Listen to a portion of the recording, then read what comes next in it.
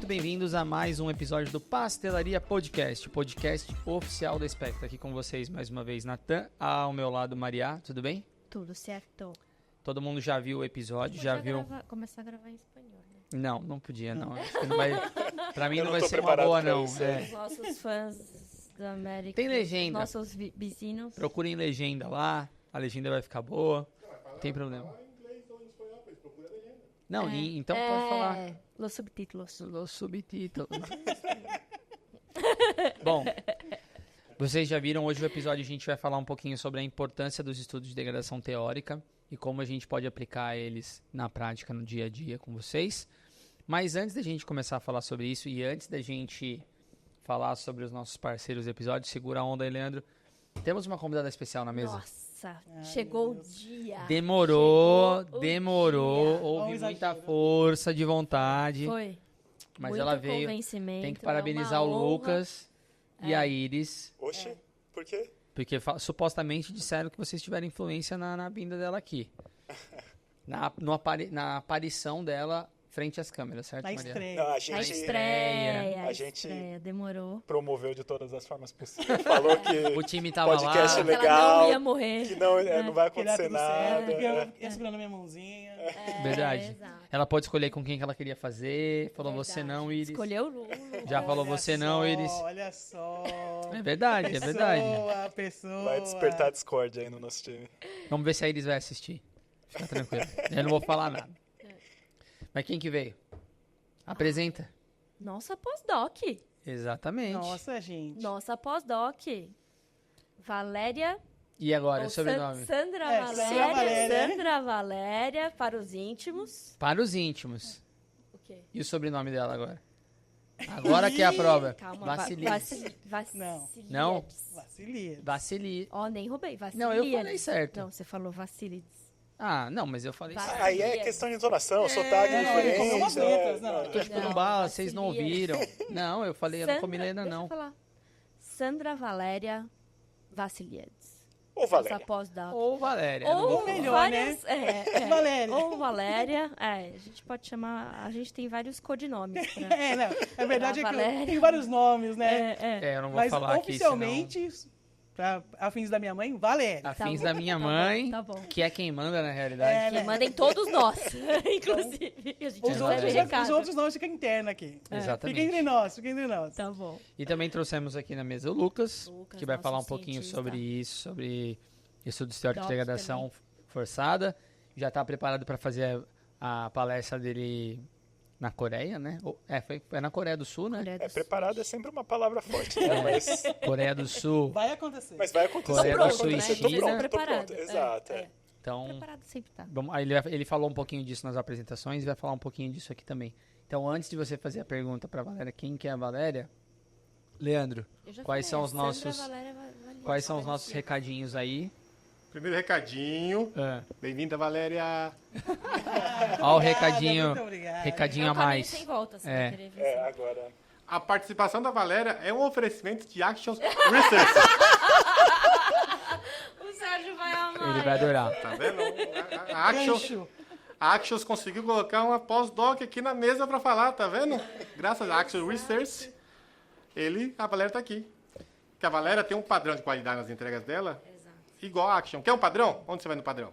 Valéria, você quer um padrão? Onde você busca um padrão, Valéria? Achas? Tá sabendo legal. Tudo bem, fala com o Sérgio. Sérgio, vi lá no Pastelaria que você tá dando caneca se você comprar 1000 padrões. Coitado, Mil padrões? ele vai- Nossa, coitado. Ele vai ficar feliz. Podem comprar. Ah, não, Você foi comprar que 1000 falou 1000. padrões, o Sérgio vai te dar muitas coisas, É, não é. só uma caneca. Então vai lá, Sérgio, quantos padrões tem que comprar pra ganhar aquela caneca bonita com termômetro em cima, da Axios bonitinha? Então vai lá. Aquela que você ganhou, né? O Natal hoje tá intriguento. É que não pode falar aqui. E o Leandro comprou 1000 padrões. Provavelmente sim. Isso não foi Foi com isso. cara. Tá vendo? O Natan tá intrigueiro hoje. Isso não é um oferecimento dos nossos patrocinadores. Não. E o segundo recado? Segundo recado, que você tem a YMC, se você quer comprar coluna, YMC Américas, para comprar colunas de cromatografia. Você não sabe qual coluna você quer comprar, qual coluna seu laboratório precisa, tem o guia de filtros, nossos amigos cromatografando. É um guia lindo, profissional, para tirar todas as suas dúvidas sobre colunas cromatográficas. Então você vai lá, olha o filtro, pega o guia de filtro, olha qual que é do seu equipamento se você não sabe, estuda qual que você precisa, vai na YMC Américas e compra a coluninha bonitinha para você, ó, todo mundo fica feliz. Exatamente. Então ele já fez até o terceiro recado um junta com o outro, que é tudo pensado. Quando você pensou no parceiro... Tá treinando. Você pensou no parceiro, já pensou nas colunas, já pensou no filtro, no guia, você pensou na coisa Tudo conectado. Exato, tudo isso, tá vendo? Então não se esquece, acesse o link, os links estão na descrição, então tanto da Axios, se você quiser falar com o pessoal da Axios, falar com o Sérgio, acesse o link na descrição, com a Marina, com o Laudo, que todo mundo deve conhecer e querer falar, Eu ou já se falei, você quem não conhece o Laudo, se tem alguma você... coisa errada. Provavelmente se você tem interesse de falar com a YMC, você já foi abordada pelo Laudo em algum momento, e com o Lucas também, os links estão na descrição, e com o pessoal do Cromatografando também, o link está na descrição, tanto do guia quanto dos cursos, né? Descomplicando HPLC e HPLC prático definitivo. Exatamente. Sempre quando abrir vaga para os cursos novos dele, vai estar lá, ele vai ter uma livezinha bonitinha de 3 dias para dar uma passão, para te deixar mais instigado para você querer fazer o curso. Então você vai lá, tá todos os links aqui embaixo na ordem. Até francês. Tá treinado. Não, francês talvez seja melhor que o português. verdade. Só Não, pra com dizer. certeza é. Só Eu pra penso dizer. para Meio falar. detalhe, né? Só mero detalhe. Na aula de espanhol, o francês... bomba, né? Mano, É que eu falo catalão, que é mistura de italiano, francês e espanhol. Então eu falo um catalão ali, ó, Entendi. pressuposto. E Aham. um recado mais importante de tudo, gente, segue nós, vai lá, segue. Pega esse vídeo aqui, ó, no podcast Pastelaria Oficial no YouTube. Dá um joinha nesse papeando. Não é Eu ia spoiler falar não, isso porque já tem depois. a capa, né? Mas dá um joinha, porque esse papeando aqui dá trabalho, a gente tem que ler o paper. Alguns papers a gente tem que comprar, porque não é gratuito. É isso aí. Então, só por esse esforço, vale um like nesse vídeo, porque o YouTube sabe que tem bastante like, é um vídeo bom, ele vai impulsionar esse vídeo para mais pessoas que queiram saber sobre esse paper, ou sobre a ciência da farmacologia. Ó, Então, dito isso, não se esquece, se inscreve no canal, ativa o sininho, deixa o seu comentário, dá o like lá pra gente, encaminha para os seus colegas da indústria farmacêutica, que é muito importante pra gente, ajuda a gente a continuar divulgando o nosso conteúdo e ajuda também a gente continuar produzindo mais conteúdo para vocês. Se você não é a pessoa do YouTube, vai pro seu aplicativo de áudio preferido, né, seu Leandro? agregador de podcast. Seu agregador de podcast preferido. Então, se você for no Spotify, inclusive lá você também pode interagir com a gente. Tem um sininho para você também ativar lá. E você pode mandar mensagem pra gente saber se a gente tá no caminho certo ou não. E avalia a gente lá e avalia a gente na Apple Podcast com 5 estrelas. 4, se você for seu coração muito amargurado, você vai dar 4 estrelas. Mas se é um bom coração e segue a gente, você vai dar 5 estrelas no Apple Podcast e no Spotify, que é muito importante. Exatamente. Ah, perdeu alguma coisa? Quer pegar o supra-sumo aí? Ó, você vai no Instagram, Espectra Soluções Científicas, LinkedIn. Ele tá inspirado mesmo hoje. LinkedIn, Espectra Soluções Científicas, vão ter os cortezinhos para você se instigar e voltar para ouvir tudo. Perfeito. Então, esse episódio a gente vai começar falando... Da Valéria. Não, também. Com certeza, em alguns instantes. Mas só para dar um overview, a gente vai falar sobre a importância dos estudos teóricos no seu planejamento, na sua estrutura, no seu fluxo de trabalho de estudos de degradação forçada e de estabilidade, para você não ser surpreendido. E a gente vai fazer um papeando aqui, uma misturinha do papeando, que a gente vai falar muito a respeito de um benchmark que foi publicado recentemente, publicado esse ano, inclusive. E aí vocês sabem que eu gosto muito de trazer benchmark, eu sempre falo para Maria, porque uma das coisas que as pessoas sempre perguntam pra gente, dada a nossa posição no sentido de empresa, quando a gente visita cliente, é como que alguém está fazendo tal coisa? Como que vocês estão enxergando que tal indústria? Como que está no Brasil? Como está fora? Então, assim, nada melhor do que trazer um benchmark, que é um estudo que foi feito com várias indústrias, com vários profissionais, e aí a gente vai, a partir disso, discutir a importância, como que se faz, o que não se faz, para que serve, para que não serve. Certo? Sim. Então, começa aí com a sua pergunta, então. Eu vou perguntar de benchmark ainda? Não. Tá bom. Pode fazer o benchmark, O Valéria. Eu vou benchmark da perguntar equipe, pra Valéria quem é Valéria na barraca do pastel. Essa é uma pergunta difícil, tá vendo? É o que todo mundo disse. De pensar. E hoje, a gente descobriu que o Lucas não respondeu essa pergunta, apesar de eu achar que ele respondeu. Não, mas fica ele pra disse próxima, que não fica pra respondeu. próxima. Então, ó, o desafio pode ser as pessoas irem ver a apresentação a primeira participação do Lucas, para saber se ele falou Então, ou eu não. ia falar isso. Se você já viu, comenta lá, porque eu acho que a gente já fez isso. Eu acho que eu não me apresentei. Eu acho que a gente fez isso com você, com a Tatá e com a Iris. Eu mas acho que tudo não, bem. porque eu pensei Aí na não. resposta, eu acho que eu não... Tá bom. Então você Eu pode não responder isso eu não agora também. elabo- Vai eu lá. não elaborei. Você. Então, quem é a Valéria? Primeiramente, eu sou farmacêutica, como todo mundo aqui nessa mesa. Eu me formei na Unifesp Diadema, e é importante dizer que foi na Unifesp Diadema, e é mais importante dizer ainda que eu fui em 01, fui da primeira 01. turma da faculdade. Vocês vão pensar que ela é muito velha. Não, não é isso eu não, sou tá? mais ou menos velha. Mas não velho o suficiente. Não. Que a tudo bem. 01 da USP acho que não deve... Será que Não, a gente da a Unifesp. gente encontra Não, é 01 que da USP? na Federal a gente conta Começou. entrada mesmo, 01, 02, 03, e a USP vai por... Pela saída, pela- não, é pelo ano. Pelo ano, É pelo É ano. pelo ano, aí é outro tipo de contagem. Você é que ano, Lucas? Eu sou 011. 011, é quase, só 10 anos na É. frente. Pouca diferença. Pouca, é. Também na Unifesp eu fiz o meu mestrado, e lá, durante o meu mestrado, eu trabalhei com síntese de lactonas de 9, 10 membros, mais de 10 membros, e foi durante a universidade que eu desenvolvi o meu amor pela química orgânica, que é uma matéria que eu sei que todo mundo odeia, que é difícil, mas... Nem todo mundo. Não, eu Nessa também... mesa, não, controvérsia. eu Nessa até mesa, odiava algumas Talvez vezes, mais da mas, metade. Não, brincadeira. Mas ela é uma disciplina tão desafiadora, né? E é muito legal quando você trabalha com coisas que são desafiadoras. E aí, depois do meu mestrado, eu fiz doutorado na UFBC, porque eu adoro uma federal, então eu saí de uma federal, fui para outra federal, né? Aqui Você tudo... falou onde eu pego uma federal mais perto. Saí do Diadema, fui ali para Santo André, era tudo ali na isso, mesma, ladinho, na tô mesma no região, caminho. tá? É uma quebrada que eu já conheço. E aí, durante o meu doutorado, eu fiz coisas também relacionadas à síntese orgânica, mas um pouco mais diversas. Então, eu trabalhei com síntese de macrolídeos e de peptídeos de pequeno e médio tamanho, mas a gente trabalhava com preparação de materiais biomédicos. Então, no meu doutorado, eu tentei fazer um hidrogel que fosse um band-aid inteligente. Então, a gente tinha um composto que era fotossensível e ele ia promover a melhora Eu da lembro disso que limpeza você falou. da ferida, e a ferida diminuiu de tempo. Você nunca tinha usado o termo band-aid inteligente, eu acho. Quando acho você que eu falou... não- É, É porque dessa vez eu sabia que ia ter essa pergunta, então eu Ah, fiz você um já textinho na estudou. cabeça. Perfeito. O que eu vou dizer para parecer pomposo? Não, é porque se você fala band-aid de gel, fica na cabeça. Aí É. você vai me lembrar sempre. Ficou o que bem que é. claro, agora É. eu saquei melhor. Mas Ficou- continue. então, que eu quero saber se deu certo. O nosso intuito era esse. Infelizmente, a gente não chegou nesse pedaço por conta da pandemia, né? Eu estava quase no finzinho zero. da síntese do material, cheguei a fazer caracterização e tudo mais. E, assim, eu gosto de comentar, eu adoro o meu mestrado, mas o meu doutorado, assim, é o amor da minha vida, assim. Foi um trabalho que eu fiz com... Eu achei que era o Naruto, Leandro. Olha aí, ó. Eu acho que não. Olha aí, Não, Leandro. eu gosto de outros animes, que Aí, isso. Leandro. Aí. O personagem preferido dela é o Sasuke. É. Não me difame, por favor. Mas foi o trabalho Turminha que eu do trabalhei... Sasuke aí que assiste a gente, pode falar. Pode Manda aí, xingar. Valéria, tal. Gostamos de você, você é do nosso time. Pode fazer. Eu não sei nem o que E aí, depois do doutorado, eu fui... Não tinha mais federal para ir, né, em São Paulo. Aí Acabou, né? Fui para a USP, foi onde eu fiz o meu pós-doc em Química Medicinal. Foi Aí aqui. trabalhei com compostos menores, visando inibição de enzimática. Foi onde eu me coloquei no mercado. E aí a Spectra viu o meu passe. Foi lá e conversou. O professor e a professora foram lá conversar comigo. Fizemos uma negociação. E aí foi adquirida a equipe. O passe foi caro, né? Mas é lógico, né? Ela, na verdade, tem a maior carteirada da Da Spectra, Spectra. né? Pós-doc, É verdade, é verdade. Aí eu fiz lá Nosso 3 anos de orgulho. pós-doc, aí entrei o ano passado aqui na equipe. Fomos E tô vizinhos de aqui. laboratório no período. A gente foi companheiro de corredor e, de certa forma, a gente fazia parte do mesmo grupo, né, gigante.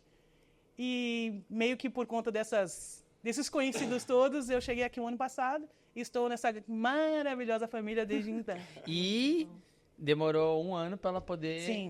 sentar aqui na Um mesa, ano pra porque ela- Foi já tá... exatamente um ano. E, inclusive, foi muito surpreendente, né? Porque ontem eu fiquei sabendo Eu e não tava nem recebi... sabendo. Cheguei Nem aqui, eu. vi Valéria e falei... Nem meu eu fui indagado que eu não convidei outra pessoa para participar com o Deus. Lucas. É verdade. E aí a pessoa falou, você não me chamou. Eu falei, então vamos. Não vou. Chama a Valéria. Aí eu falei, o quê? Chama a Valéria. Foi um conluio nosso aqui. Quando a Eu gente entendi, tá- mas eu entendi que foi um jogo. Foi um jogo. Fizeram... Vocês não estão entendendo.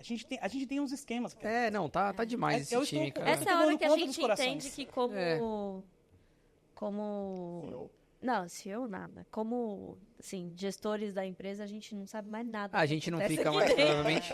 O importante é que estão entregando, né? É. Estão entregando aí. Falou mais importante, né? Do bolo? Os bolos que ela traz, é isso? Ótima cozinheira também. Tentou cativar o nosso coração e conseguiu com bolos, né, Lucas? Com bolo, é. Logo Não, mas de eu cara trouxe outras começou a coisas trazer bolo. Não, então logo de Esfirra, cara trouxe bolo, esfirra. Eu prometi um pão ainda, mas Aí no tá futuro. difícil. A gente tá tentando muito ir almoçar na casa dela, mas ela tá ainda resistente. Ah, Por tô isso que a gente vai resistente. conhecer a mãe dela. Tô E conhecer a mãe da Valéria, ela tá com receio, porque ela tá com receio dela gostar de a gente. Não. O Se meu é- receio é de vocês perceberem como eu não sou legal perto dela. Porque a minha mãe é muito mais legal, entendeu?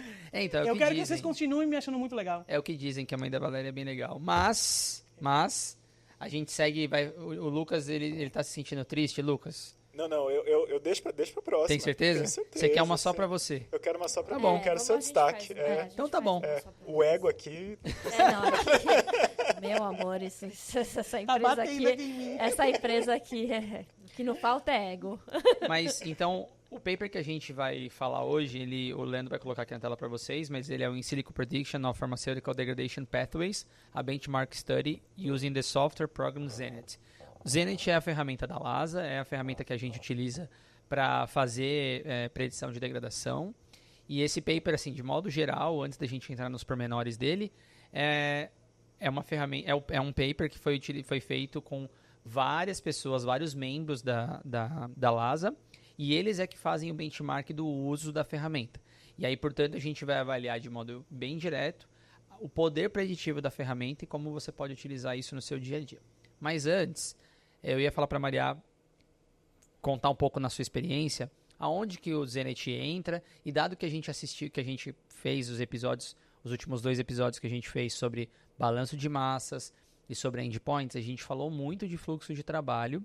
Inclusive, se vocês não viram aqui, ó, o Leandro vai trabalhar aqui, vai colocar o card aqui do balanço de massas, e aí eu vou esperar uns 5 segundinhos aqui, agora ele vai colocar o card dos endpoints, onde a gente descreve um fluxo, e aí dentro desse fluxo tem a avaliação teórica como uma ferramenta essencial. Inclusive, a gente tem feito bastante apresentação nos últimos 6 meses, e esse tema é um tema que tem levantado bastante curiosidade, dado que, por exemplo, a RDC 53 vai ser Infinitamente revisada. e quando ela for Processo implementada, o estudo teórico passa a ter uma grande importância para justificar os seus métodos, a forma como você vai fazer o seu estudo de degradação completo. Então, onde você vê que ele encaixa, como que usa, na sua experiência, onde que as pessoas usam, mas não deveriam, sabe? Aquelas coisas do tipo...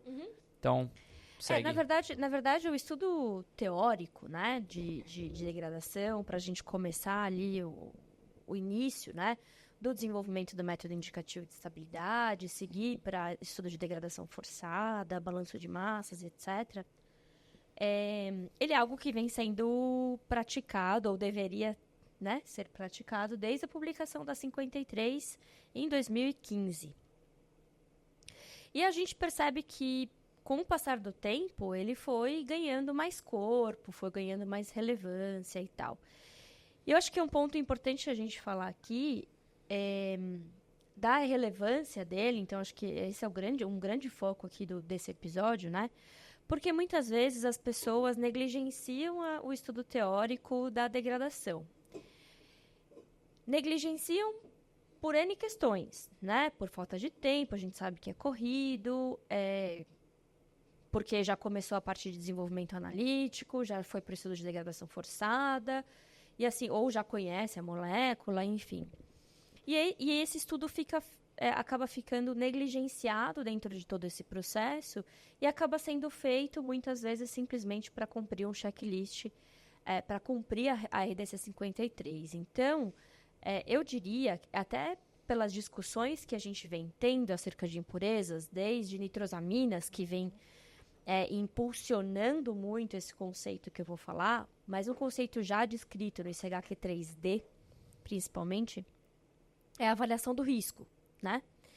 Então, se a gente pega tudo que a gente vem construindo e discutindo sobre avaliação do risco hoje, como a gente está fazendo para nitrosaminas, como o ICHQ3D nos pede para fazer, ICHM7, enfim, isso é exatamente o que a gente precisa fazer para a degradação, né? Então, quando a gente fala do estudo teórico de degradação forçada, ele é uma avaliação do risco para a gente seguir para as etapas de desenvolvimento.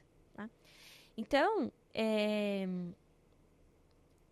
esse estudo é de suma importância para você ganhar tempo e profundidade e assertividade em todo o seu processo que vem em seguida. Então, e como que a gente faz isso? A gente faz prevendo quais seriam os produtos de degradação que podem ser formados, não só no estudo de degradação forçada, mas durante a estabilidade. E aí, o ponto para mim que é mais crítico dessa avaliação do risco, né, de produtos de degradação é a gente olhar para essas potenciais moléculas que podem ser formadas e buscar eventualmente algum grupo que esteja associado à mutagenicidade, né? Então, não é à toa que a gente faz uma predição de degradação.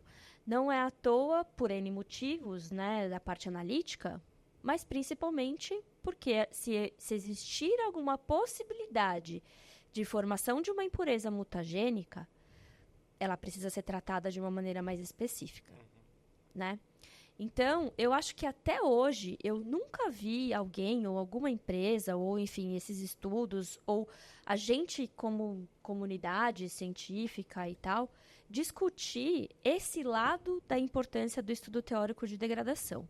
A gente fica muito focado no desenvolvimento do método, na degradação forçada, no balanço de massas, tudo que eu sei que é importante, mas as impurezas mutagênicas, elas têm um papel ali fundamental para a gente não desviar a segurança desse desenvolvimento todo, né? Até porque, se você tiver uma impureza potencial, né, que seja mutagênica, muito provavelmente o seu método indicativo de estabilidade, seu equipamento, a escolha de detecção, não vai ser suficiente para detectar impurezas mutagênicas.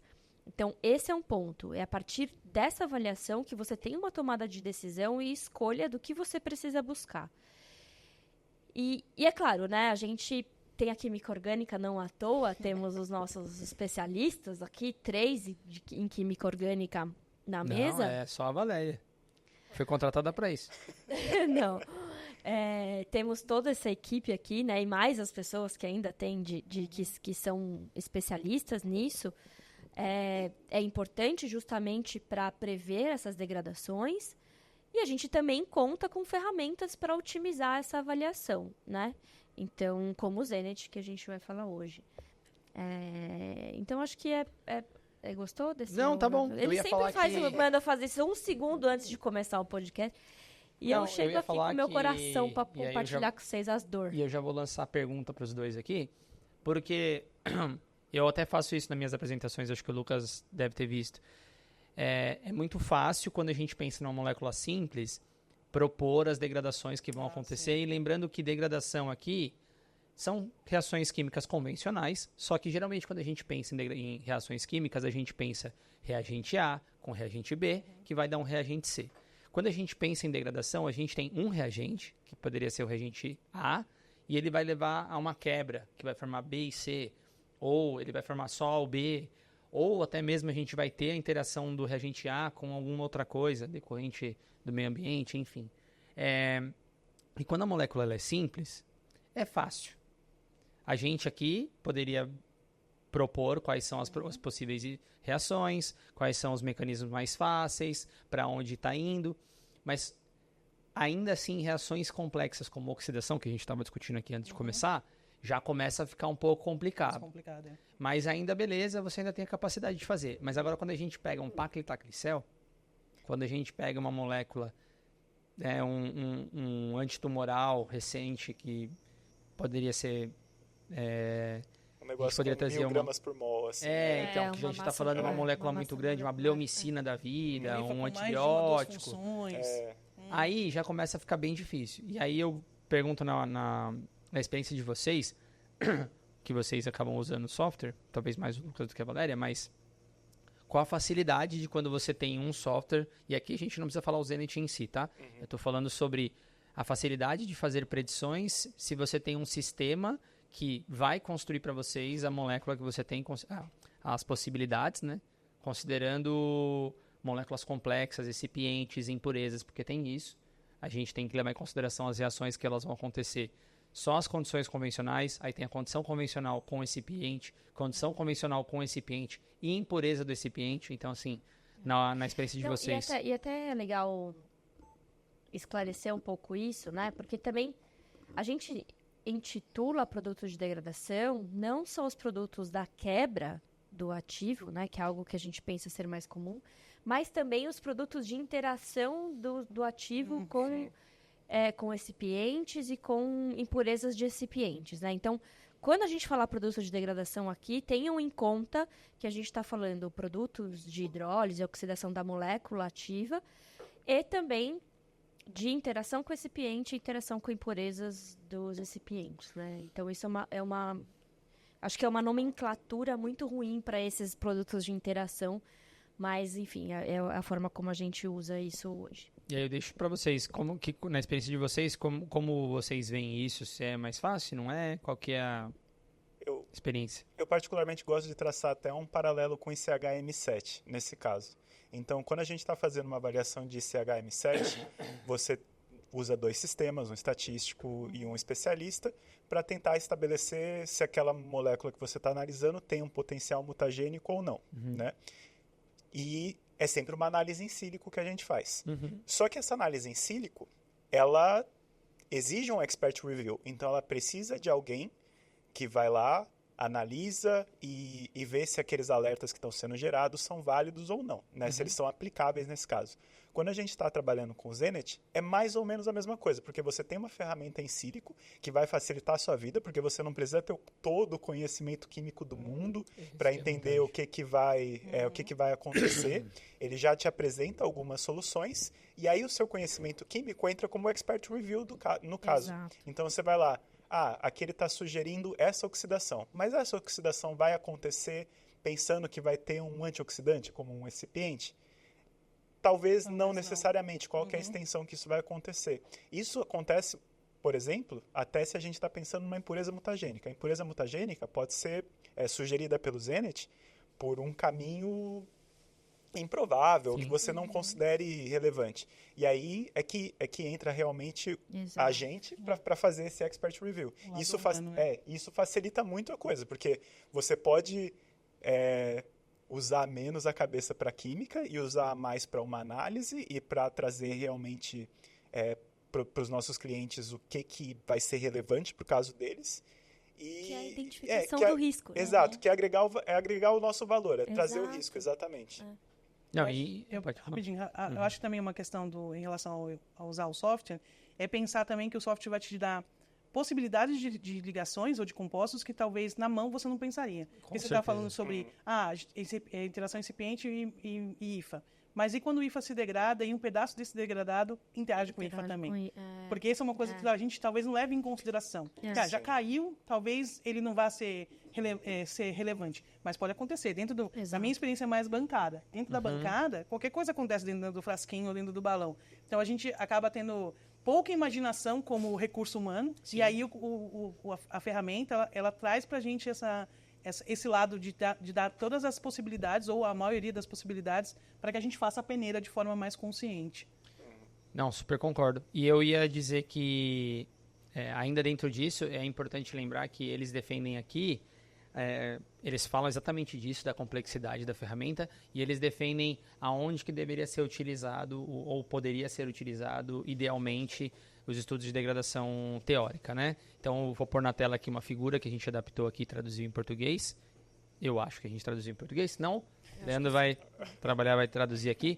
Mas é a figura 1 que eles mostram, acho que todos vocês estão acompanhando, mas eles mostram como é que seria o fluxo de desenvolvimento, que talvez muitos de vocês já estão ali cansados de conhecer.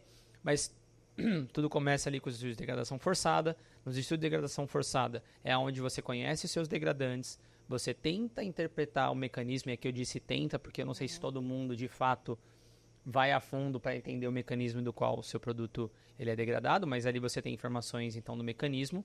Uma vez que você fez o estudo de degradação, você, então, consegue desenvolver um método indicativo de estabilidade, com a informação do método indicativo, com o método indicativo de estabilidade desenvolvido, você passa, então, a realizar, né, os estudos de estabilidade. E ali nos estudos de estabilidade é super importante porque é ali onde você vai ver a importância da embalagem, a importância da sua formulação, se a sua formulação, do jeito que você construiu, se ela leva a maior ou menor degradação do seu IFA, e até se o seu IFA tem algum tipo de problema, se ele degrada e tudo mais. E por fim, a partir desses estudos, você consegue, então, desenvolver todos os dados do seu estudo formal de estabilidade, que aí a gente entra para o estudo de estabilidade prolongado de 24 meses, por exemplo, e aí você consegue registrar o seu produto. Entretanto, como seria interessante se a gente conseguisse fazer os estudos teóricos para tentar melhorar a formulação, que essa é uma coisa que você não falou, tentar melhorar a formulação no início do processo, antes mesmo do estudo de degradação forçada. Porque uma vez que você faz a predição inicial dos seus produtos de degradação, você já identificou os degradantes antes mesmo do resultado do estudo de degradação forçada. Então, a gente ganha duas etapas aqui. A gente cria uma etapa anterior, mas a gente consegue informação tanto da identificação dos degradantes e do mecanismo, e a gente também consegue influenciar lá no item que vocês estão vendo, no item 3 ali, que seria o desenvolvimento de estabilidade, estudo de estabilidade, considerando formulação e embalagem, certo? Concordo. Quer falar algum? Ai, se vocês deixarem, eu vou falar um monte aqui, mas não é podcast para eu falar muito, não. Mas eu acho que esse é um ponto que a gente discute e eu tenho falado muito em todas as palestras e eventos que a gente tem participado, porque é isso, como eu disse, a gente tende a fazer para cumprir checklist, logo é um estudo valiosíssimo, que inclusive não só o teórico, mas também o prático, que é feito no final do processo, antes do estudo de estabilidade, quando já está tudo pronto, quando sua formulação já está pronta, quando praticamente a sua embalagem, pelo menos 3 opções já estão escolhidas, né? Então, fazer um estudo teórico vai te poupar bastante tempo nesse processo todo, porque você está conhecendo melhor o seu medicamento e o comportamento de suscetibilidade do seu ativo. E se feito no momento, por exemplo, de pré-formulação, você pode ter um direcionamento importante para a formulação, escolha de recipiente, escolha de processo, né? Então, um ativo que é extremamente suscetível à oxidação, você pode ali nesse momento indicar para o farmacotécnico, para o formulador, a relevância de eventualmente ter um antioxidante, a depender do processo que ele vai fazer e do tipo de embalagem também que ele vai escolher, né? Embalagens muito permeáveis te geram uma possibilidade de degradação maior e assim por diante, né? Então, eu acho importante, sabe? A gente está gastando tempo. E o que eu acho importante é que tem 2 pontos aí. Um é melhorar o perfil, de fato, da sua formulação, pensando em dissolução, pensando em performance mesmo do produto que a gente está trabalhando. E o segundo seria a capacidade de formação de produtos de degradação que podem ser um risco no futuro, sendo mutagênicos ou genotóxicos ou alguma coisa do tipo. Então, se você consegue antecipar muito essa sua análise, você tem um ganho muito importante. E acho que entra aí até uma questão do próprio processo analítico, né? Então, se você tem uma ideia mais ou menos dos produtos de degradação que vão ser formados teoricamente, você pode identificar, por exemplo, um produto que não vai ter um cromóforo, por exemplo. E aí você vai ter que usar outros métodos de análise que não um PDA no HPLC. Exato. E as pessoas acham que não é comum, mas às vezes isso acontece. Então aí você vai ver o seu balanço de massas bem complicado. E se você tiver um produto de degradação também que tem alguma característica muito específica que possa, por exemplo, interagir com a embalagem, você também já antecipa todo esse futuro problema que você vai ter. Tipo, a ideia toda do uso do estudo em sílico é antecipar problemas, no fim das contas. E aí, uma vez que a gente antecipa problemas e a gente tem soluções de antemão, a gente só saca a solução. Exato. E aí todo mundo ganha porque você economiza em todos os níveis, né? Exato. Inclusive, a gente já teve casos aqui, inclusive, que clientes que faziam uso, que solicitaram avaliação em sílico posterior aos estudos de estabilidade, eles encontraram coisas que a gente não tinha mapeado, e aí a gente foi perceber que, na realidade, era preparo de amostra o problema. Então, eles estavam vendo uma impureza no produto deles, só que, assim, não tinha como essa impureza ser formada, inclusive o software não mostrava isso. Quando a gente simulou o software com solventes do preparo de amostra, aí começou a aparecer, então fazia sentido, era coerente, e aí, na prática mesmo assim, na teoria, no papel, fazia todo sentido formar os produtos de degradação considerando o preparo de amostra. E aí a gente optou e falou, ó, isso daí é um produto de degradação. Investiga porque não deveria estar, não é relevante, ele não deveria estar aparecendo, e aí resolveu o problema, sabe? É super importante você ter essa visão crítica. Dito isso, o paper vem logo em seguida mostrando um pouco mais de como o Zenit funciona, de quais são as características do Zenit. A gente não vai entrar tão no detalhe, porque é um paper bem longo também, mas a gente vai tentar falar uma coisa mais específica. Se vocês quiserem que a gente explique o Zenit bem detalhadamente, vocês mandem nos comentários. A gente faz um outro episódio só para falar do Zenit em específico, tá? E aí eles falam sobre as principais reações químicas que tem no Zenit, e eu acho interessante trazer aqui. Figura 2 vai aparecer aqui, o Leandro vai colocar também para vocês, porque o Zenit hoje tem uma base de dados de mais de 500 transformações. Então o que ele quer dizer com isso é que ele tem uma base de dados de diferentes reações químicas que ele interpreta os grupos funcionais para poder aplicar na degradação da sua molécula. E aí eu ia perguntar para vocês, a experiência que vocês também acabam desenvolvendo aqui, se as reações, que eu vou falar elas aqui, oxidação, hidrólise, condensação, eliminação, isomerização e fotoquímica. Eu até tenho feito um trabalho com o Lucas, acho que a Valéria também participou, dos que a gente vem observando, mapeando internamente quais são as principais reações que a gente observa nos nossos estudos internos de degradação. E faz todo sentido, né? Ser oxidação principal, hidrólise também. Então, assim, que na experiência de vocês, o que vocês observam? Essas transformações, elas acabam englobando grande parte de tudo que se poderia enxergar ou não? Vocês já tiveram algum tipo de surpresa ou não? Eu acho que não, eu acho que raramente sai. As três principais do Zenit, realmente aqui, como vocês podem ver na figura, não sei se o Leandro vai aparecer em algum lugar. Vai aparecer em algum lugar. Até eu, desculpa, Leandro. Bota o Leandro para trabalhar. Mas Tô falando aqui. Figura 2. Na figura 2, vocês conseguem ver que oxidação, hidrólise e condensação são as principais reações. E realmente, com os relatórios que a gente recebe de qualificação, é isso mesmo que a gente acaba vendo. Oxidações é um processo que o IFA acaba sofrendo naturalmente por ele mesmo, né? Pelas condições de embalagem, presença de oxigênio, é natural. Hidrólises, muitos IFAs têm amida, por exemplo, então também é esperado que esse tipo de reação aconteça. E condensação são as reações normalmente com recipientes, né? Então, essas são as principais que a gente acaba vendo. Ou impurezas, né? Ou impurezas, impurezas que se combinam, ou em alguns casos, por exemplo, IFAs que são um pouco mais reativos, às vezes tem um epóxido na estrutura, você acaba vendo a condensação do IFA com o IFA mesmo, né? Sim. Então, essas são realmente as principais que a gente acaba vendo na nossa experiência aqui de qualificação até.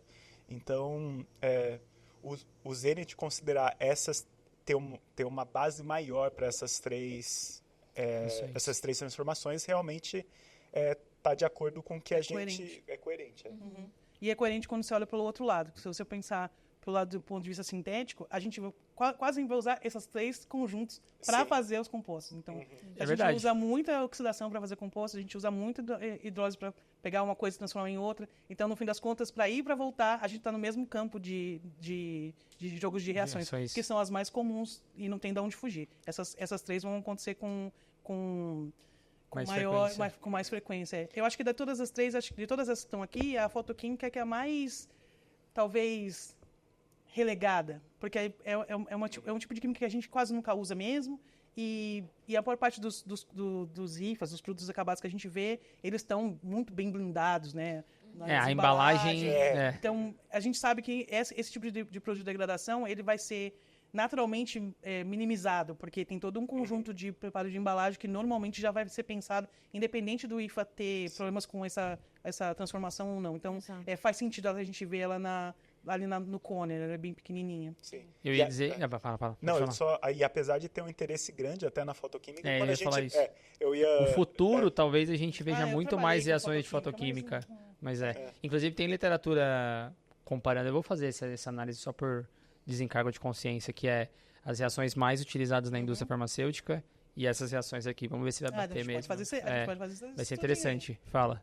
Você ia falar alguma Não, eu coisa? só ia fazer Era- realmente que a fotoquímica é mais utilizada em síntese agora, mas é por outras questões, porque são bons catalisadores, Uhum. tem os Mais metais rápido, raros, é. é mais raro, é mais rápido, então tem Não, interesse. e fotoquímica, no meu ponto de vista, é o mais difícil de prever. Sim, Quando é. a gente vai fazer no sim. papel, teoricamente, é onde tem mais trabalho para você, para você...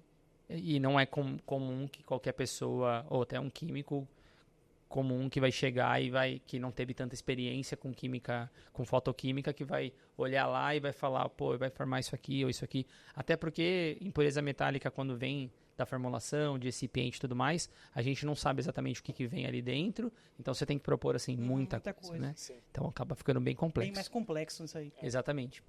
E aí, assim, falando um pouquinho mais da ferramenta para poder entender como que depois a gente vai fazer as análises e os métodos direitinho, o Zenit ele tem uma forma de score, porque é justamente isso, ele cruza as informações dos grupos funcionais existentes na molécula, dadas as condições que a gente predetermina, ele faz o reconhecimento do grupo funcional e ele forma as moléculas novas. A partir disso, ele dá um ranking de score, de probabilidade de formação na base de dados dele. Então, esse ranking, no passado, era muito mais utilizado um ranking mais qualitativo, de provável, pouco provável, pouco provável, nem tanto provável assim, você não entendeu o que você está fazendo, isso nunca vai acontecer, tal. Aí eles continuaram com a quantidade de classes, mas eles transformaram em números. Então, hoje o ranking vai de 0 a 1000, e aí tem as características, eu vou colocar aqui a figura 3 para vocês verem. Então, hoje o ranking, o score é mais visual com números. Levando em consideração que é muito difícil a gente ver alguma coisa abaixo de 200, 300, até porque os thresholds a gente sempre coloca um pouco Você mais pode alto. setar a configuração do método, né, que você está usando. Aí a gente tende a olhar de likely para cima, né, de 600 ali para cima. Até porque, gente, assim, só de 600 para cima você já tem 400 produtos de degradação Já tem trabalhinho, hein? previstos. Deixar no zero vai dar um trabalho, Não, e aí a probabilidade ainda, ela é determinada com uma série de parâmetros que a base de dados já tem. Então, a presença daqueles reagentes ou daquela molécula, naquela condição, com o resultado deles. E uma coisa interessante que mudou da última versão para a nova versão é o BDE, que é o Bond Dissociation Energy, que eu vou deixar o nome aqui para o Leandro, depois eu vou até copiar aqui e já mandar para ele, que foi inserido agora principalmente para as reações de oxidação. Porque principalmente as reações de oxidação, de modo geral, elas necessitam da abstração de um próton, que é do carbono, né, que está ali ligado a esse hidrogênio, e a probabilidade está vinculada com essa energia. Quanto mais fácil é a abstração, maior o potencial de formação do produto de degradação. E por que isso é importante? Porque se a gente tiver 10 moléculas de oxidação que podem ser possivelmente formadas, se a gente olhar o BDE e analisar a energia necessária para extrair aquele próton, maior a probabilidade daquela molécula com maior energia formar primeiro. Então, se ela vai formar primeiro, ela provavelmente vai formar tudo daquela ali para formar outras. A gente consegue ranquear elas. Você né? consegue ranquear elas. Aí vocês podem perguntar, mas só uma pode formar? Não, pode formar várias. Mas se eu tenho 15 moléculas de produtos de degradação oxidativos, será que as 15 vão acontecer ou você pode pensar nas 5 primeiras, nas 3 primeiras? Aí depende do critério que você for utilizar. Então, um parâmetro a mais para ser utilizado é o BDE, que foi inserido recentemente no software. Certo? Alguma dúvida? Bom, beleza. Então, dito tudo isso, vocês já entenderam mais ou menos, a gente explicou o procedimento onde a predição entra, quais são as transformações que o Zenit tem, como que funciona e o método de probabilidade. O que eles fizeram? Tá? Eles analisaram diversas moléculas, eles pegaram 28 produtos, se não me engano, ou 26 produtos, agora 25 produtos. Foi boa, quase cheguei perto. Cheguei perto. Não, eu ia fazer uma crítica, mas eu resolvi parar. Pode fazer a crítica. Não, do chute aleatório. Ah, mas foi perto. Eu ia falar, mas e não aí foi eu resolvi aleatório, parar. porque eu lembro disso das apresentações, mas eu cheguei muito triscando. Sabe por que eu falei 28? Porque você pensou na margem de erro para 3 mais 3 Não, porque determina 128 para degradação final, né? Eu Aí eu ia lembrei falar, do 8 no final de alguma conta. eu ia falar, para mostrar que decorou o paper, tem que saber o número de produtos de degradação. Não, Esse isso tá realmente- tranquilo, isso tá tranquilo. Inclusive o Leandro vai colocar aqui a tabela depois também para vocês, mas o que eles fizeram foi 25 produtos. Eles pegaram dados de, acho que foram 10 empresas, vocês lembram isso ou não? Não, também. Não? Tá, mas foram, se não me engano, 10 empresas. Então, eles pegaram 25 produtos. Cada produto, medicamento, né? Tinham produtos de degradação provenientes de estudo de degradação forçada e estabilidade.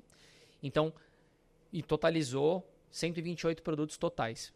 Moléculas, produtos de degradação formados. Então, isso significa que eu tenho para um produto mais de um produto de degradação. Então, para um IFA, por exemplo, vamos dar um exemplo aqui que eu sempre brinco, dipirona. Então, para dipirona, as empresas compartilharam dados de mais de um produto de degradação para o mesmo IFA, para dipirona. Então, tinha 4 produtos de degradação para dipirona. Todo mundo foi compartilhando as informações, cada um com as suas, e depois eles unificaram essa tabela, e essa tabela foi construída com 128 moléculas. Lembrando que todos os estudos deles eram parametrizados, então todos os estudos de degradação forçada já seguiam um protocolo adequado parametrizado para não ter interferência, os métodos também indicativos de estabilidade, então foi tudo harmonizado antes para construir essa tabela de 128 moléculas.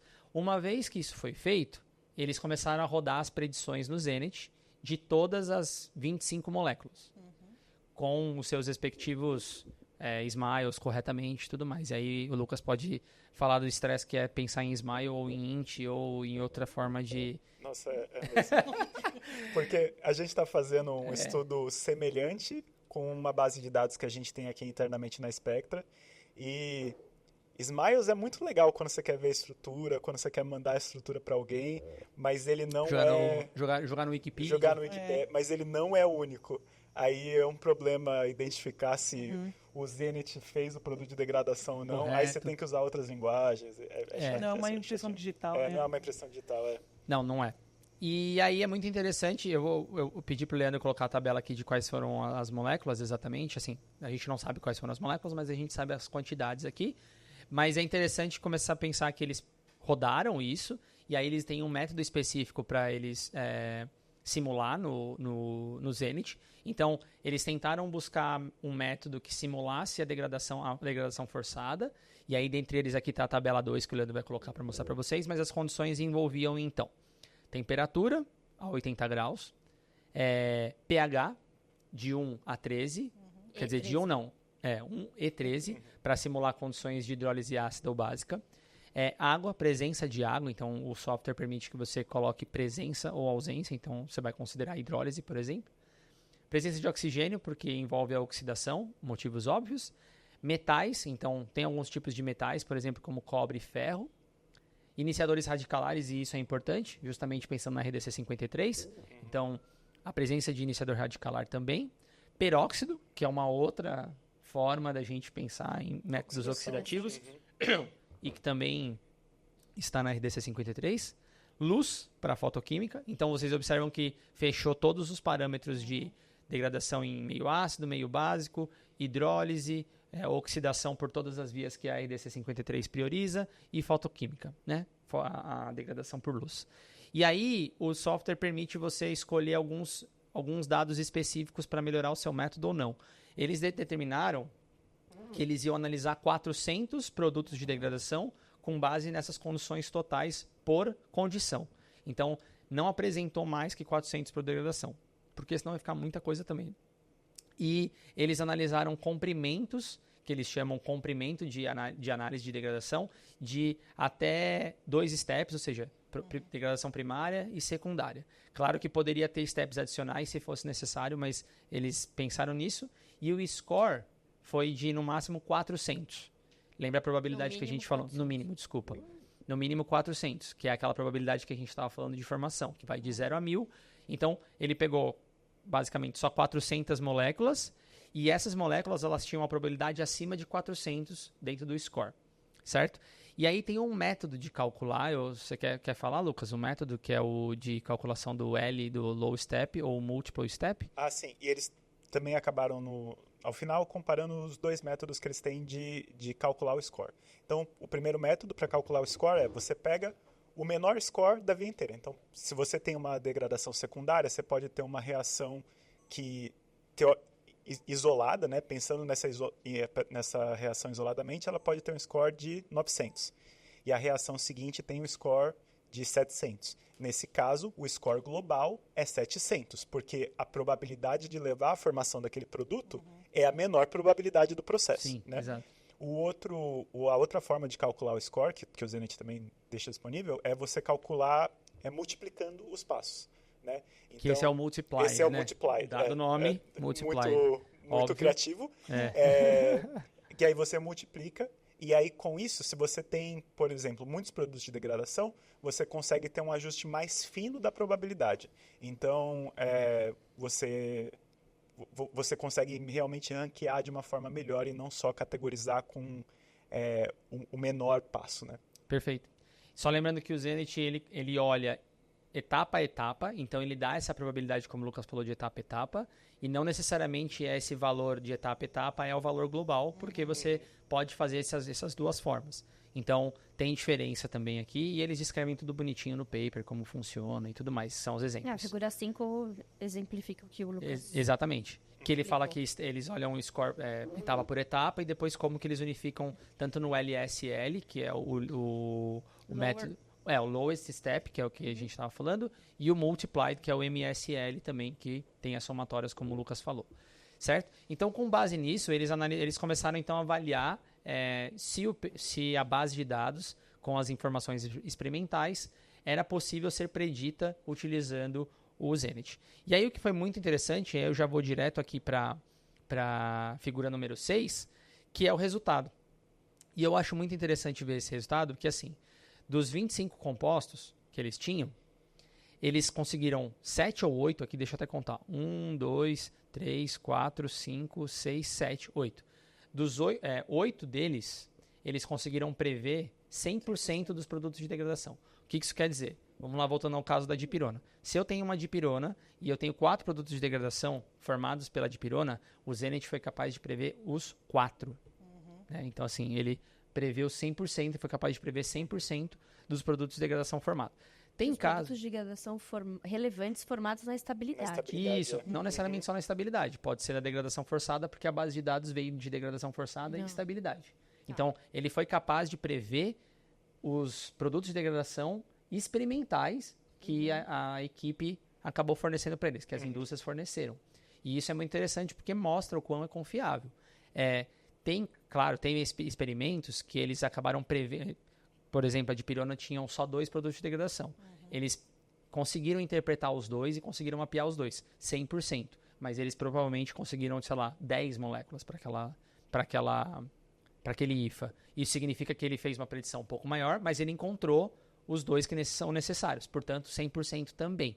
Tá? Isso aqui esse é o caso, por exemplo, da 24, que tem diferenças entre si. E muito interessantemente é que eles fizeram uma publicação de um benchmark desse em 2014 e eles não tinham a mesma capacidade preditiva naquela época. Então, quando eles mapearam todos esses dados aqui e acharam as médias, o modelo do jeito que está hoje, o software do jeito que ele está hoje, utilizando esse método que a gente acabou de falar e todo esse conceito de predição que eles construíram, eles foram capazes de prever 70% dos produtos de degradação. E aí a sensibilidade até ficou um pouquinho mais alta, ficou 72%, porque existem umas questões específicas de isômeros e tudo mais, mas eles foram capazes de prever 70% de todas as moléculas que foram degradadas. O modelo antigo, que é o outro paper que foi publicado em 2014, foram só 50%. Então mostra um ganho significativo na capacidade preditiva e da possibilidade de ser utilizado os estudos teóricos dentro dos estudos de degradação forçada e do estudo de estabilidade. Certo? Isso é interessante, que geralmente a gente recebe essas perguntas, né? Mas o que ele prevê é real e etc. E a gente tem que entender também que uma ferramenta computacional como o Zenit, ele está ali como um instrumento para tentar te dar tudo o que é possível para que você, como o Lucas adiantou no começo aqui, com o seu conhecimento químico, faça a avaliação e eleja ali o que faz sentido e o que não faz sentido. Então, existe uma tendência de qualquer ferramenta computacional, qualquer método em sílico, de overpredict. Como é que é? É isso mesmo. É isso mesmo. Em português. Sobre predição? Predição... Super perdição. Uma é. Não, mas predição é exagerada, exagerada, assim, né? Porque é isso, ele peca, o erro Pelo dele excesso. é para mais, sempre, né? Ele peca pelo excesso, porque não dá para ser, o contrário é bem perigoso, né? Então, a gente sempre vai se deparar com muito mais produtos de degradação vindo de uma parte teórica computacional do que se a gente fosse fazer tudo isso manual e quando a gente compara com a parte experimental. Não, com certeza. A gente estava discutindo um pouquinho dessa parte de overprediction aqui também Mais antes. cedo. Do ponto de vista de quem está analisando teoricamente, é melhor que ele tenha o overprediction. É melhor, menos quando a gente pensa em quantidade de trabalho, né? Isso, exatamente. Esse que é o ponto. Quando a gente para pensar, e eu estava falando para a Valéria aqui, que os últimos congressos e simpósios que a gente frequentou nos últimos 2-3 anos falando especificamente de estabilidade, o sonho da galera que trabalha com modelos computacionais para predição de degradação, que não são muitos, poucas pessoas trabalham com isso porque realmente é muito complexo, é aumentar a sensibilidade do modelo. Ou seja, eu vou propor menos moléculas e essas moléculas vão ser exatamente aquelas que vão aparecer na estabilidade. Só que quando você lê a justificativa do paper, parece para mim, e eu estava falando para a Valéria aqui que me soa muito bem isso, que é qual o custo computacional que você vai ter para poder fazer predições tão acuradas assim, principalmente para oxidação, que é o que a gente estava falando, que elas são as piores. Por exemplo, fotoquímica também, que é muito complexa. Você vai necessitar de cálculos mais complexos, você vai necessitar de cálculos computacionais mais demorados, vai ter que colocar uns cálculos de DFT maluco, vai começar a ficar bem mais difícil. Portanto, você simplificar isso para ter resultados mais rápidos é melhor. E como que eles fizeram isso? A ideia deles de resolver probabilisticamente isso, por exemplo, foi com o BDE, que já ajuda, nesse caso, a você ter uma noção se o produto oxidativo tem maior ou menor chance de ser formado. Então, é o sonho de todo mundo, mas o custo computacional pode ser relevante. Então, nesse caso, é melhor você ter um modelo talvez mais simples, que te dê mais molécula, que é o que o Lucas falou. Do lado do trabalho do Expert Review vai te tomar mais tempo. Mas aí o trabalho está com a gente, né? Mas você assume uma responsabilidade sua de não ser surpreendido. Outra coisa que eu fico pensando assim, vamos desenvolver realmente a melhor ferramenta possível, que vai me dar todas as opções viáveis. Só que aí, por um outro lado, além de você cortar as que talvez ele não pegaria, né? E ter menos trabalho, entre aspas, você vai estar limitado a compostos simples. Porque essa ferramenta ela não vai ser universal. Tem essa questão. Quanto mais específico você for, por comprar qualquer coisa, mais você fecha esse funil. Então, aí eu só vou poder fazer moléculas que têm tanto tamanho, que têm tantas funções, e a gente sabe que os IFAs são uma maravilha diversa. E mais do que isso. Então só vou conseguir fazer para injetáveis, que é água, sal e o IFA.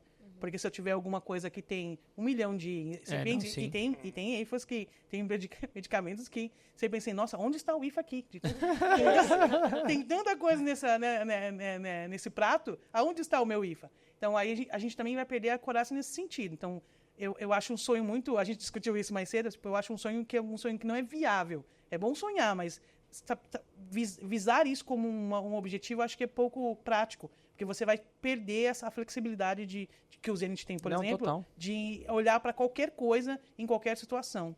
E eu acho que daria para argumentar também até que essa questão da superpredição do software é uma superpredição que a gente percebe às vezes por uma questão analítica até, porque aqui a gente está vendo moléculas que a gente conseguiu identificar no método analítico que a empresa utilizou.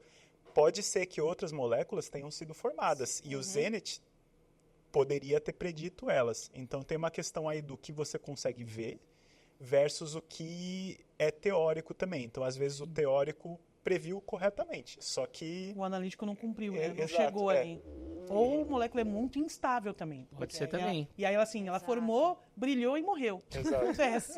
Não, e é por isso que também é importante a gente ir pelo menos até o segundo step do Zenit, porque vai te dar o produto de degradação secundário.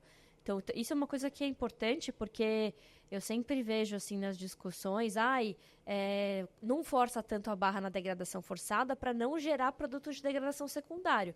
Só que, às vezes, o seu produto de degradação secundária é o seu produto de degradação real, porque o seu primário pode ser instável. Sim. E aí, é legal entender porque o seu balanço de massas vai ficar bagunçado, né? E é uma justificativa de desvio de balanço de massas, inclusive, isso. Não, e é interessante que aí o paper ainda vai tomando algumas decisões, porque ele tenta levar em consideração, inclusive o paper mostra alguns estudos de caso, a gente não vai trazer eles aqui hoje, talvez no futuro, se vocês quiserem deixar no comentário, a gente traz os estudos de caso para vocês e explica. Tem uns estudos interessantes, mas ele acaba levando em conta essa questão da overprediction, e aí ele fala, dá para melhorar o modelo, porque eles criaram um modelo padrão. Era um modelo padrão, como eu falei, para comparar com o paper anterior. E porque também é o default. É muito mais fácil você utilizar, como a Valéria falou, quanto mais específico você fica, mais complexo pode ser que as suas análises sejam feitas. Então eles tentam criar uma coisa ampla em que encaixe todo mundo lá. Mas eles fazem 2 análises, inclusive, que uma delas eu não vou entrar em detalhes para não postergar muito o episódio aqui, que é a análise de bootstrapping para validar o que eles viram. Então eles separam a base de dados em diversos grupos de treinamento e teste, e aí eles vão trocando as moléculas ali dentro e tentam fazer a mesma predição para ver se a porcentagem acaba continuando na mesma quantidade, mas eles fazem testes dos métodos específicos para análise de overprediction, que é o quê? Eles vão tentando analisar o que o Lucas falou do LSL, que a gente já falou, e o multiply também, e eles vão alterando. Então, se eles forem para cada caso específico e eles forem alternando, mudando os dados padrão ali, os dados específicos de eu quero um MSL, eu quero um LSL, eu quero um score de 400, eu quero aumentar um pouquinho o meu score de 600 para diminuir a quantidade de moléculas. Eu preciso utilizar 400 ou não? Eu preciso considerar degradação secundária, terciária, quaternária, porque eles poderiam considerar até 4 steps, ou eles podem reduzir um pouquinho mais. E quando eles começaram a fazer análises específicas, eles observaram redução de até 22% da quantidade de overprediction, mostrando que se você for refinando o seu modelo, não é simples, é só você chegar, e até isso é uma coisa pra gente, né? A gente tem um default lá do Zenith, você geralmente coloca no default, gera 1000 moléculas, você fala, legal, agora eu vou gastar meu tempo analisando as 1000 moléculas, mas talvez você poderia refinar o seu método. Aí vai do quanto tempo você tem e quanto de conhecimento você tem da ferramenta. Mas acaba sendo super interessante porque eles mostram, se a gente começar a refinar cada vez mais o modelo e, na verdade, os parâmetros que você utiliza para sua análise, você consegue ir reduzindo essa overprediction, né? Aí o balanço você reduz o overprediction, mas será que você vai ver? Aí que é o famoso cada escolha uma perda. Exatamente. Dá Famoso, pra ter tudo. cada um no seu quadrado, né? Mas assim, eles acabam mostrando que não perderia nenhum tipo de informação, tendo uma redução de 22% das moléculas que foram observadas. Então, e lembrando que eles tiveram, por exemplo, mais de 5.000 moléculas teóricas em todos os métodos, considerando temperatura, oxidação radicalar, que a gente acabou de falar, todas as condições, deu 5.079 moléculas preditas. Então, assim, é bastante coisa. Quando você reduz 20% disso, já cai para 4.000, já cai bastante, já ajuda você a fazer muita coisa. Comentando esse experimento Pode falar. Em específico, é legal que você pode pensar que talvez o Zenith consiga ficar meio que personalizado. Vamos supor que você só trabalhe essa é a intenção. com antibióticos. E são todos muito parecidos. E aí você consegue refinar a tal ponto que você personaliza para aquela classe. Exatamente. Todo mundo daquela classe, eu vou fazer só rodar só desse jeito, e eu sei que sempre vai funcionar. Então, também cabe do operador sentar a bunda na cadeira e dar aquela estudada bonita para ver onde dá para mexer de fato. Exatamente. E não perder, ter essa diminuição sem perder informação relevante. Né? Não, e aí a principal reação, como a gente já esperava para surpresa de 0 pessoas, que gerou a maior quantidade de overprediction, foi a oxidação. Então, a oxidação realmente é um grande problema, porque tem muitos sítios de degradação que seriam passíveis de oxidação, tem muitos tipos de oxidação na literatura, tem muitas condições que a gente está falando de iniciador radicalar, aí tem vários rearranjos aqui, aí tem peróxido, também tem várias coisas, tem a oxidação que poderia acontecer com metais, e aí tem oxigênio lá também. Então, assim, várias condições, e eles observaram que 6 transformações oxidativas, né? Então, 6 mecanismos, eram responsáveis por quase 40% de todas as degradações e oxidações que seriam possíveis. O que isso significa? Significa que apresentavam moléculas parecidas por transformações diferentes. Então, eles não necessariamente precisariam ter, nesse caso em específico, todas as transformações de oxidação, porque grande parte já foi observado no começo. Então, assim, é um paper... Até o Lucas falou, a gente está analisando, eu vou falar para você dar só se você lembrar, só dar uma palhinha assim. A gente está fazendo um estudo aqui internamente, que a gente pretende publicar, que é correlacionar... Aqui eles fizeram os estudos com a molécula de degradação forçada e de estabilidade. A gente vai fazer só com moléculas de estabilidade para saber quanto que essas moléculas são capazes, quanto que o método, inclusive o método mais refinado que a gente constrói, quanto ele é capaz de prever as moléculas de estabilidade, ou seja, moléculas que estão no estudo de estabilidade e que saíram do limite. Tem que se lembrar isso. Ou seja, cresceram mais do que deveriam e não são as únicas, porque provavelmente tem outras que apareceram lá que a gente não conheceu. Sem considerar incompatibilidade. Você lembra? Acho que era 50%, 60%. Eu acho era uma coisa assim, não era? Sensibilidade a gente chegou em perto de 50%, mas aí tem que considerar alguns casos também da nossa que é um valor um pouco menor do que a gente vê aqui no paper, mas também tem que considerar alguma coisa que a gente percebeu que nossa base de dados pode estar um pouquinho contaminada com, por exemplo, produto de degradação de uma impureza, que não foi o que a gente estava considerando. A gente estava considerando apenas IFA. Ou pode ser um produto de degradação de interação entre recipientes, que também aconteceu. Então, a nossa base de dados ainda tem que passar por um refino antes da gente chegar no valor real mesmo. E a gente espera poder conseguir mostrar isso para vocês no futuro, porque é isso. A nossa intenção é tentar comprovar isso só com moléculas de estabilidade, ver o quanto que o Zenit é capaz de prever e mostrar a capacidade preditiva de um estudo teórico. Certo? A gente praticamente chegou no fim do paper, mas eu vou pedir para a Maria explicar agora o final. Jesus. Calma, é a última. Não se desespera. É que esse aqui você utiliza nos seus slides das suas apresentações também. Que eu vou te falar para você olhar a figura aqui, ó. Figurinha número 12, ó, que você está vendo no meu computador aí, que está no seu também. Porque esse é o contexto final de como a gente deveria utilizar. Isso está no guia da RDC, só está faltando... A cor, bonitinha. A cor bonitinha é um ponto interessante. Toda vez que a gente mostra essa figura, a gente dá uma recolorida agora nela, eu vou postar aqui, vocês vão ver a figura, o Leandro está colocando aqui para vocês a figura modificada que a gente criou, e na hora que a gente apresenta foto. Um monte de foto. Certo? Mas porque esse é o ideal que a gente gostaria que... Bom, ela vem não só... É que não foi a primeira vez que, né, como o Steve está nesse paper, então essa é uma figura clássica de Steve Barth, porque ele traz no livro dele, em todas as apresentações dele, e exatamente dessa forma aqui. Que nada mais é do que essa coisa de tudo que a gente encontra na estabilidade de longa duração precisa estar contido em todas as etapas desse estudo, né? Então, os produtos de degradação, que são os produtos de degradação reais dos nossos produtos, que a gente só vai saber de fato olhando até no final do prazo de validade, ou seja, no último tempo do estudo de estabilidade de longa duração. Esses são os produtos reais. A gente precisa ter encontrado no estudo de estabilidade acelerada, nos estudos de degradação forçada obrigatoriamente e, idealmente, nos estudos teóricos de degradação, né? Então, se você encontrar em algum momento uma degradação, um produto de degradação na sua estabilidade que você não encontrou em qualquer outra etapa desse desenvolvimento todo aqui, ou desses estudos, tem alguma coisa errada. E aí tem alguma coisa errada, tanto para o seu desenho experimental, ou você fez isso maravilhosamente bem e está achando alguma outra impureza que não é um produto de degradação e não deveria estar ali, por exemplo, como um lixo inviável, né?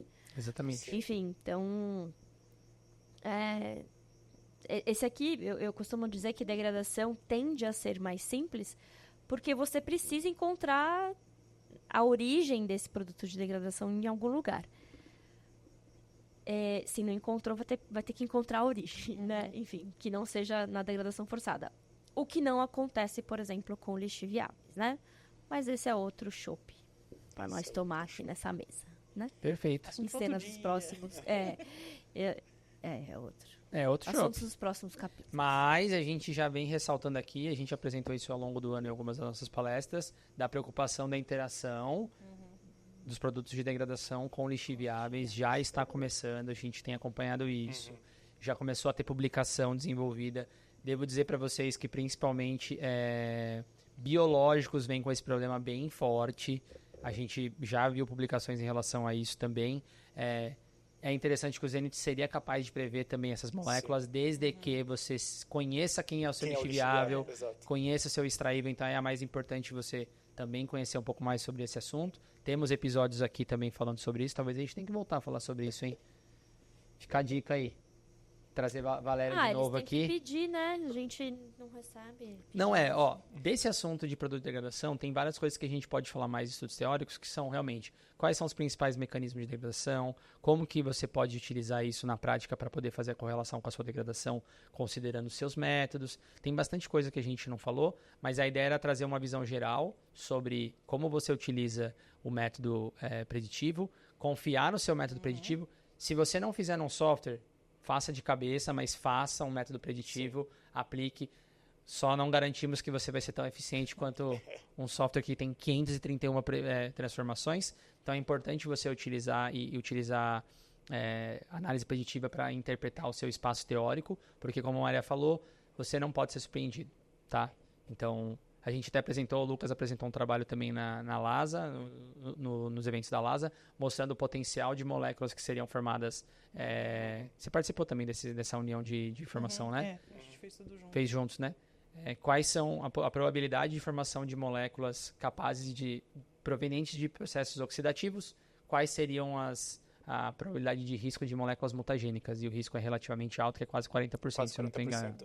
Então, se pensar que todas essas moléculas podem ser oxidadas em diversos sítios de oxidação, elas podem formar muitas moléculas capazes de ser mutagênicas. Certo?